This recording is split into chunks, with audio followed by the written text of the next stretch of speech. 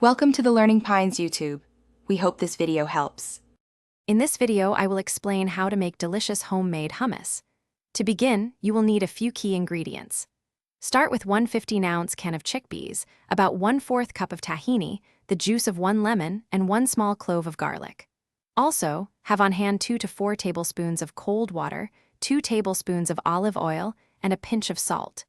These simple components are the foundation for a truly authentic and flavorful hummus. Now, let's prepare our chickpeas. First, thoroughly rinse and drain your 1 15-ounce can of chickpeas under cold water. For an incredibly smooth and creamy hummus, a little trick is to gently remove the thin skins from each chickpea. This step takes a few extra minutes, but makes a significant difference in texture. Alternatively, you can soak about 1/2 cup of dried chickpeas overnight and then cook them until very tender. Next, it's time to blend everything into that wonderful creamy texture.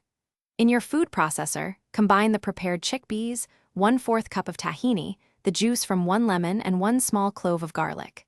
Begin processing, and while it's running, slowly add 2 to 4 tablespoons of very cold water, 1 tablespoon at a time, until your hummus reaches your desired smooth and light consistency.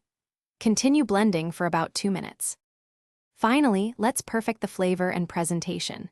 Taste your freshly blended hummus and add salt to your preference. A 1/4 teaspoon is a good starting point. If you enjoy a hint of warmth, stir in a pinch of ground cumin. Transfer the hummus to a serving bowl, creating a nice swirl on top with the back of a spoon. Finish with a generous drizzle of extra virgin olive oil and a sprinkle of paprika or fresh, chopped parsley for a beautiful garnish. Thanks for watching. Consider subscribing if we helped you.